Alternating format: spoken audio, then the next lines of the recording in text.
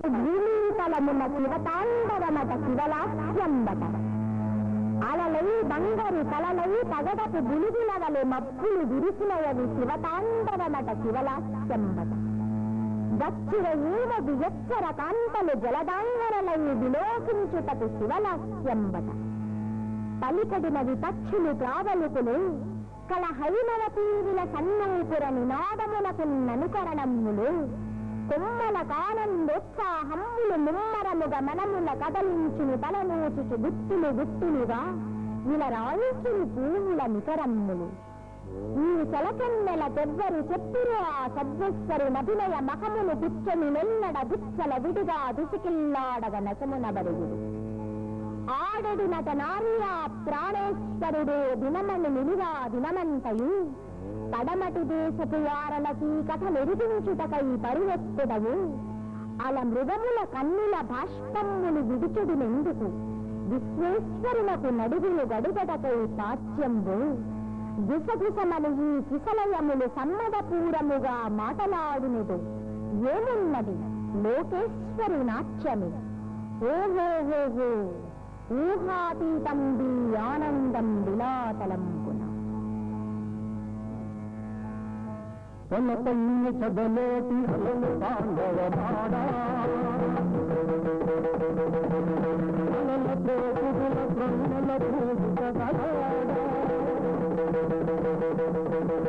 మనసు కాలము పైన ముందు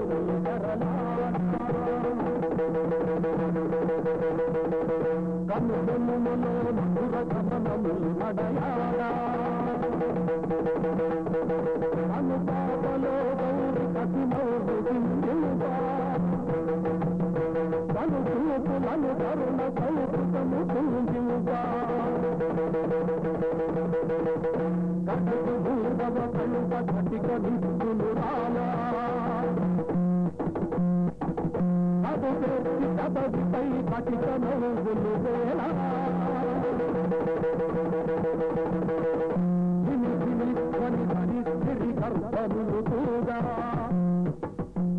వారు సరస్వతీ పుత్ర మహాకవి పద్మశ్రీ పుట్టపర్తి నారాయణాచార్యుల వారు.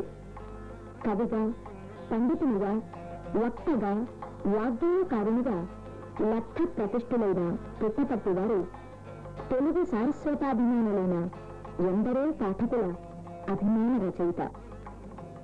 కావ్య పఠనాసక్తులకు సమర్థులైన కవిగా, వ్యాస ప్రియులకు చమత్కారయుత వచన రచనా విన్యాసకర్తగా, ఉపన్యాస శ్రమోత్కంఠులైన వారికి గంభీర శ్రోతస్వనేసమ వాగ్ధారతో మై నరపించే వక్తగా, బహుభాషాభిమానులైన వారికి చతుర్దశ భాషా సాహిత్యాలను ఆపోసనం పట్టిన పుంభావ సరస్వతిగా దర్శనమిచ్చి బహుముఖ ప్రజ్ఞాశాలి శ్రీమాన్ పుట్టపర్తి. ఆ కన్నులలో ఎంతటి గంభీరత! సంచార గ్రంథాలయంగా పేరు పొందిన వారి నదుడిలో ఎన్నెన్ని జ్ఞాపకాల దుంపరలు 1914వ సంవత్సరం మార్చి 23వ తేదీన ఆంధ్రప్రదేశ్ రాష్ట్రం అనంతపురం జిల్లా చియ్యేడు గ్రామంలో ఈ ఇంటిలోనే జన్మించారు. వారి బాల్యం ఈ వీధిలోనే గడిచింది.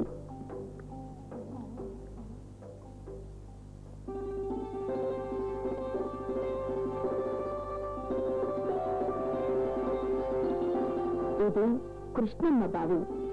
ఇందులోనే వారు తరచూ ఈదులాడేవారు. ఇది చియ్యేడులోని వేణుగోపాల స్వామి ఆలయం. ఇక్కడి కృష్ణ విగ్రహం అలనాటి ఆ బాలునిలో ఏవేవో ఆలోచనలను రేకెత్తించేది.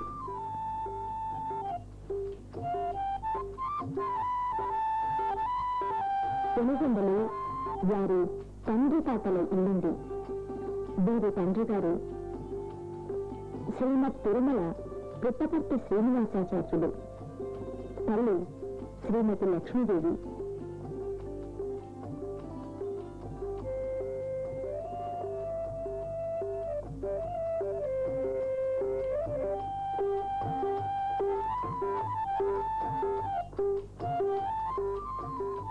ఇదిగో ఈ ఇంటిలో పుట్టపర్తి వారి బాల్య స్మృతులన్నీ.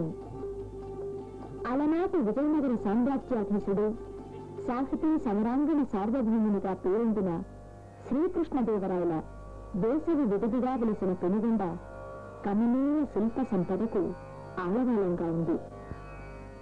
అక్కడి అత్యంత సుందరమైన రామాలయం అప్పట్లో పుట్టపర్తి వారికి ప్రాణప్రదమైన స్థలం.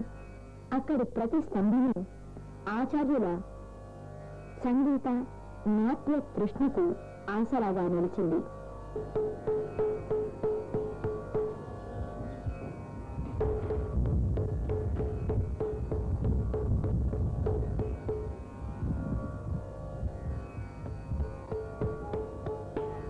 చక్కటి సంగీత విద్వాంసురాలైన తన తల్లి తనలోని సంగీతాభిరుచికి ఊపిరి పోసిందంటారాయన.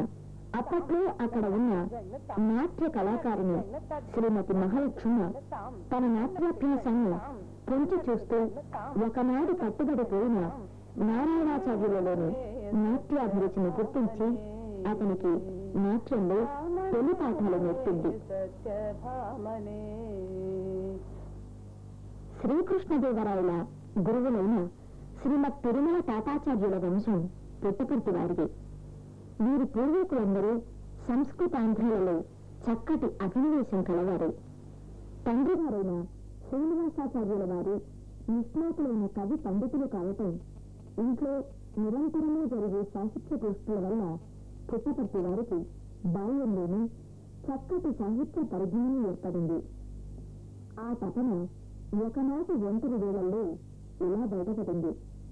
ఉలిచే రాలకు దక్కిలింతలిడి యాయుష్ప్రాణముల్లోయు శిల్పుల మాధుర్య కళా ప్రపంచము లయంబుజెందే పాతాళమున్. బాగా రాశావు.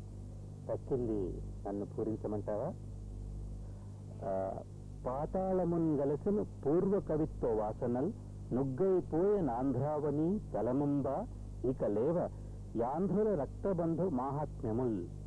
అలా 12 ఏళ్ల కాలంలోనే వ్రాయబడ్డ ఆ రచన వారి తొలి రచన పెనుగొండ లక్ష్మి. పాఠశాలలో ఉపాధ్యాయులు నేర్పే పాఠాల కంటే పెనుగొండలోని ప్రకృతి గదులు తాను నేర్చిన పాఠాలు అప్పట్లో విలువైనవిగా తోచేవానికి.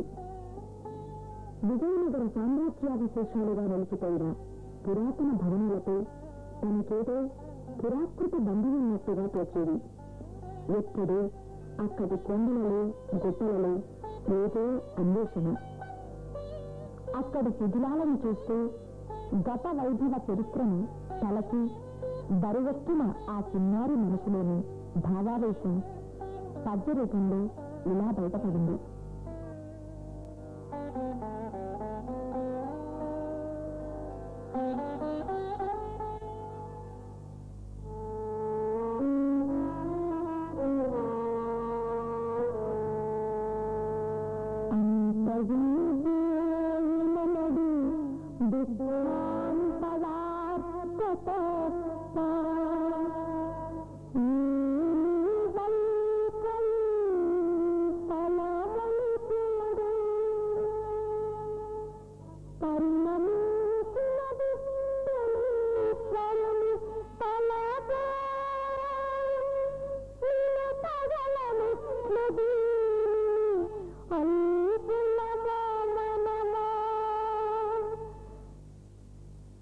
తిరుపతి ఓరియంటల్ కళాశాలలో ప్రవేశం లభించటం ఒక గొప్ప అనుభూతి అంటారాయన. మెట్రిక్ పాసైన కారణంగా సీటు దొరకని తాను ఆగ్రహించి ఆశలుగా కవిత చెప్పటం, అది విన్న అప్పటి ప్రధానోపాధ్యాయులు తనలోని రచనాశక్తిని గుర్తించి తాను కోరుకున్న తరగతి కంటే పై తరగతిలో చేర్చుకోవటాన్ని తన మొట్టమొదటి విజయంగా భావిస్తారాయన.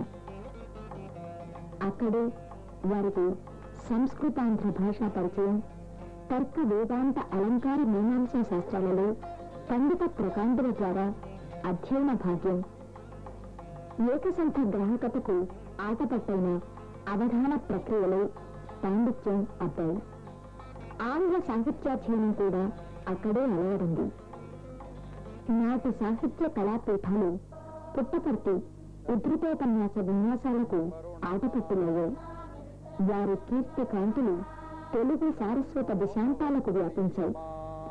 తమ 21వ సంవత్సరంలో శ్రీమతి కనకవల్లితో వారి వివాహం తర్వాత పుట్టపర్తి వారు మొట్టమొదట ఉద్యోగం చేసింది కడప జిల్లా ప్రొద్దుటూరులోని అమ్మవారిశాలలో. సంస్కృతోపాధ్యాయునిగా తనకక్కడ ఉద్యోగం ఇచ్చి తనకు అండ కల్పించిన శ్రీ కొత్తరపు సుబ్బయ్య గారిని ఇప్పటికీ తలుచుకుంటారు పుట్టపర్తి. అక్కడి అగస్తీశ్వరాలయం పుట్టపర్తి తరచూ వెళ్తుండే చోటు. తన శివతాండవ రచనకు అక్కడే ప్రేరేపణ లభించిందంటారాయన. జన్మతః శ్రీవైష్ణవులైన శివ కేశవ భేదాన్ని పాటించిన వారి ఏకేశ్వరవాదానికి తార్కాణంగాలు ఇచ్చిన ఈ కావ్యం ఎన్నో సంగీత నాట్య కళా రహస్యాల నిఘంటువు అంటారు విమర్శకులు.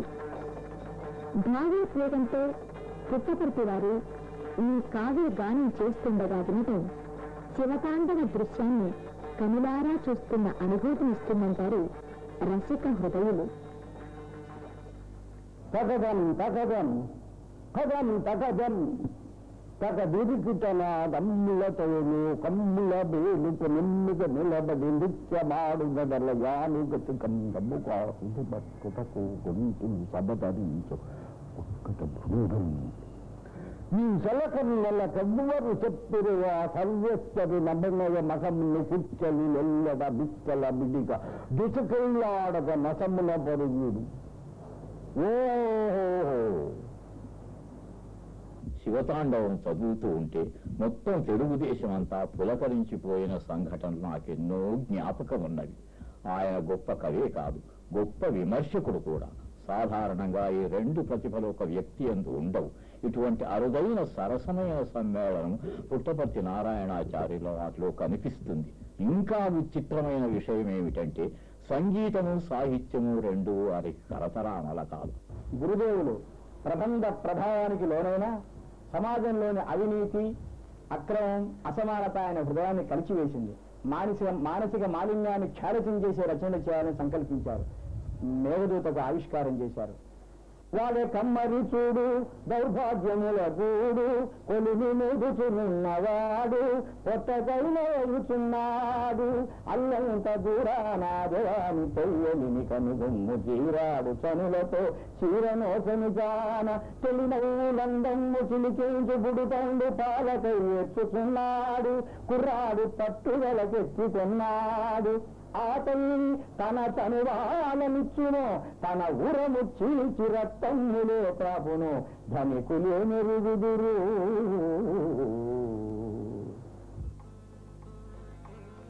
అటు తరువాత 1954వ సంవత్సరంలో కేరళ యూనివర్సిటీ ఆఫ్ త్రివేంద్రంలో మలయాళ శాఖలో మలయాళ లెక్సికన్లో ఎటిమాలజిస్ట్ గాను, అటు తరువాత 1956లో ఢిల్లీ సాహిత్య అకాడమీలో లింగ్విస్టిక్ లైబ్రరీయన్ గా పనిచేసే అవకాశం లభించింది. తమ పరభాష పాండిత్యాన్ని అనేక అనువాద రచనల ద్వారా ఎప్పటికప్పుడు పరిరక్షించుకుంటూనే ఉన్నారు పుట్టపర్తి వారు. నాకు పరభాషా ద్వేషమంటే గట్టిగా సంపు. ఏ భాషలో చెప్పినప్పటికీ కూడా భారతీయుని యొక్క ఆత్మ ఒక్కటే అని నా విషయం. ప్రజాభాష కానీ, అవధి కానీ, మరి పార్సీ కానీ, ఉర్దూ కానీ, కన్నడం కానీ అన్ని భాషలపైన నాకు సమానమైనటువంటి గౌరవం, ఆదరం, ప్రేమ ఉన్నది. బ్రజభాష मेरी भव बाधा करो राधा नागरी सोई जाफन की झागी परोई श्याम हरित दीपी हुई. अरे बिन सतसंग विवेक न कोई राम कृपा बिन सुलभ न कोई सतसंगति मुद मंगल लीला सोई फल सिद्धि सब साधन पूजा.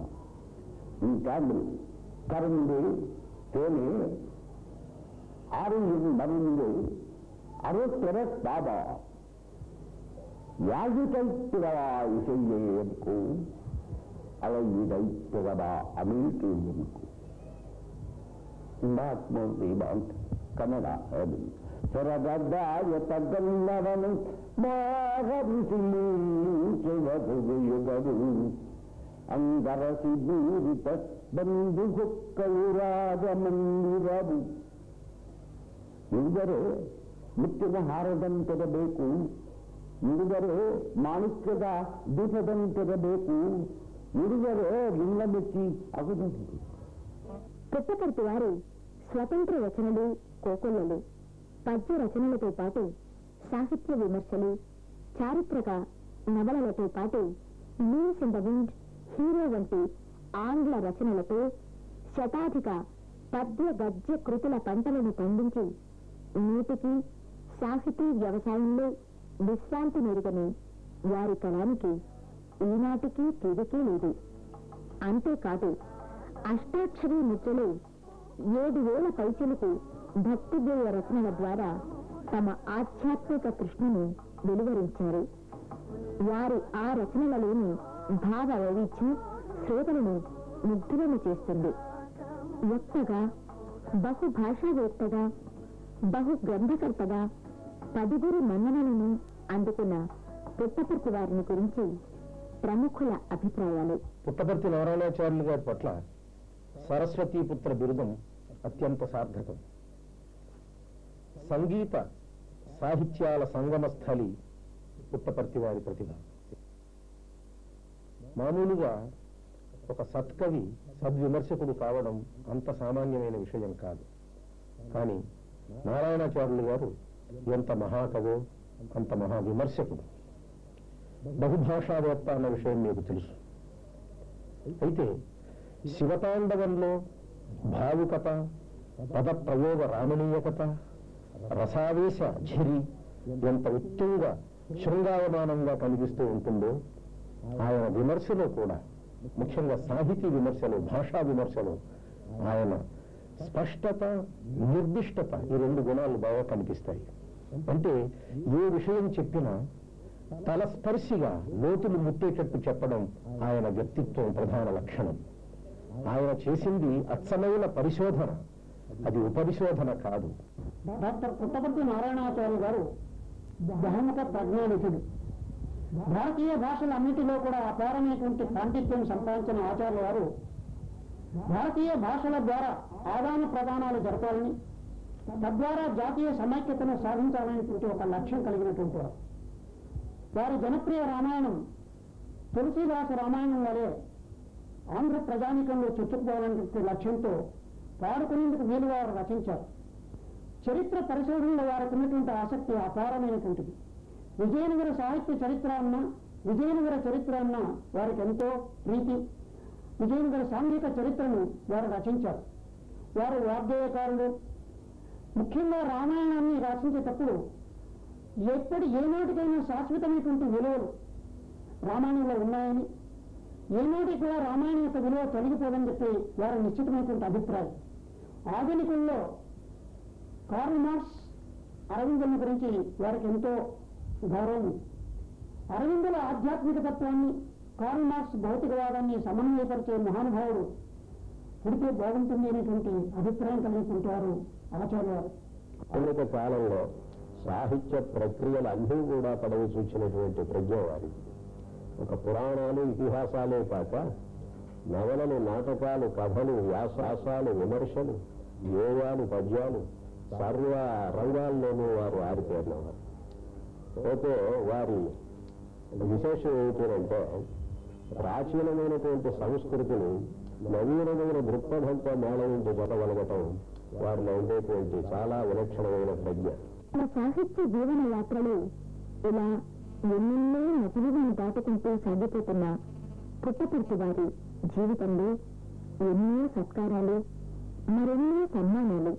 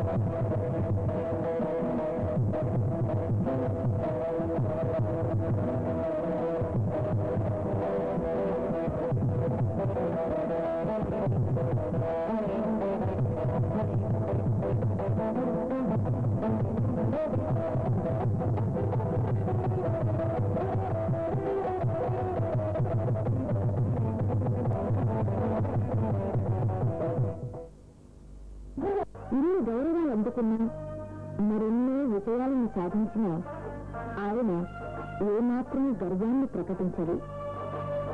అతి సాధారణమైన వ్యక్తిగా ఆయన నిలిగే తీరు ఆశ్చర్యాన్ని కలిగించకనేనది.